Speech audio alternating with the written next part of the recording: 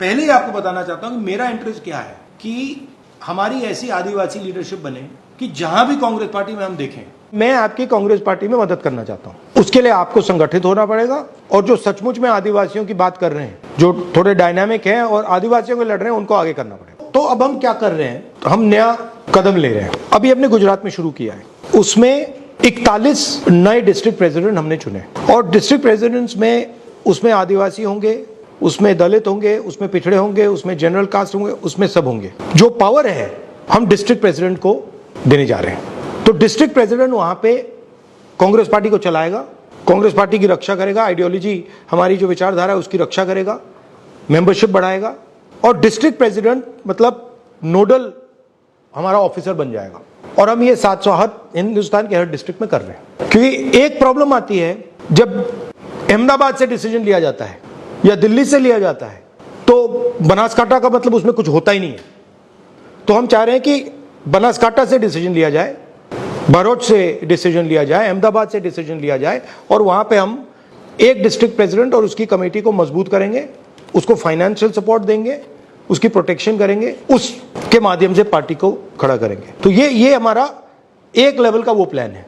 दूसरी बात हमने की है कि हमने इनको आदिवासी यूनिट का चेयरमैन बनाया है।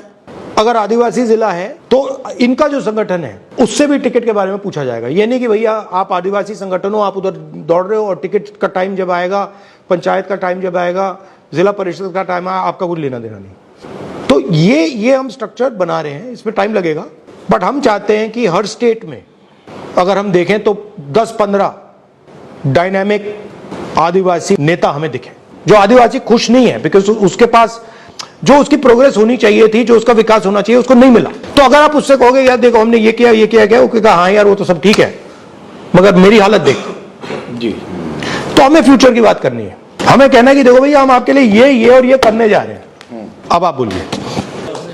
सर आपने सब कुछ ही बोल दिया, जो बोलना जो हम बताना चाहते थे सब कुछ बोल दिया। जब से डिजिटलाइजेशन हुआ है लैंड का, सबसे ज़्यादा मार अगर किसी ने खाया है तो वो ट्राइबल्स ने खाया।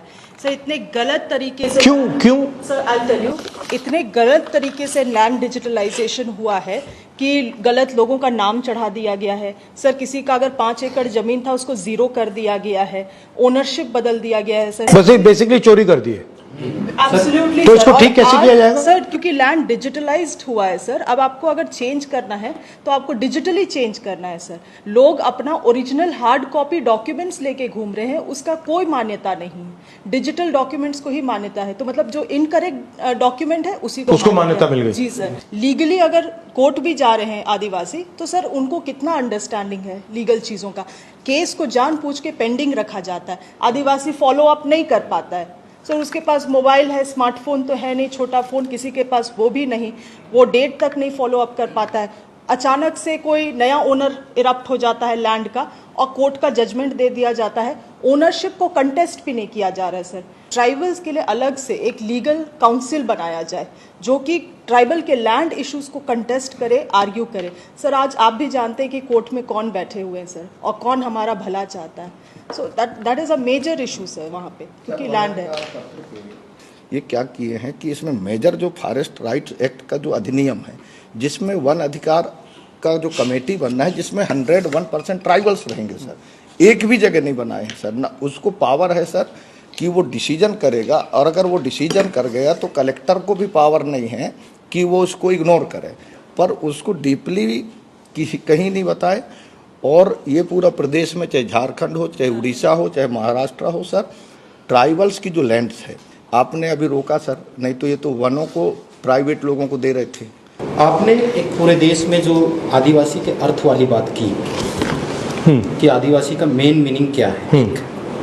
चूँकि आप देशज हैं, यहाँ के मालिक हैं, इसलिए जल जंगल जमीन पे पहला राइट्स आदिवासियों का है। तो जन संगठनों का विश्वास कांग्रेस पार्टी के प्रति बड़ा है सर, क्योंकि वो कह रहे हैं वनवासी और हम कह रहे हैं आदिवासी। लेकिन आपने एक बात महत्वपूर्ण की सर, यूनिटी की, एकता की। हम संगठित नहीं हैं। आरएसएस इस बेस पे काम कर रहा है सर हमारे क्षेत्र में। एक तो इसके लिए हमको कुछ ना कुछ बड़े लेवल पे जाके सोचना पड़ेगा कि इसका साटा हुआ क्या करें। गुजरात में सर जल जंगल ज़मीन की बात की है, इसमें पूरे गुजरात में ये 30 साल में बीजेपी सरकार ने शेड्यूल ट्राइब एरिया है हमारा, बनासकांठा में अंबाजी हो, अरवली में शामलाजी हो, दाहोद डिस्ट्रिक्ट हो, अब अभी आप राजपीपला में केवड़िया कॉलोनी हो, ये सापुतारा नांग में भी इश्यू है। पूरी जमीन आदिवासियों की बीजेपी सरकार ने उद्योगपतियों को दे दी। इसके लिए हम लड़ते हैं, कोर्ट में भी लड़ते हैं। लेकिन आपने जो बोला है कि 2027 में गुजरात में कांग्रेस की सरकार को लाके भाजपा सरकार को उखाड़ के फेंक देंगे।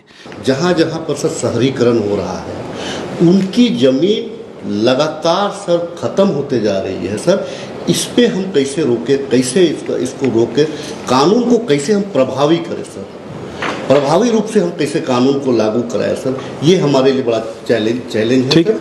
और आदिवासियों को सिर्फ कांग्रेस पे ही विश्वास है सर, क्योंकि उनके जंगल जमीन की बात कांग्रेस ही करती है। आरएसएस तो उसको वनांचल कह रही है सर, आरएसएस तो उसको वनवासी कह रही है, आरएसएस उसको हिंदुत्व की ओर सीधे ले जाना चाह रही है, उसका वजूद को ही समाप्त करना चाह रही है।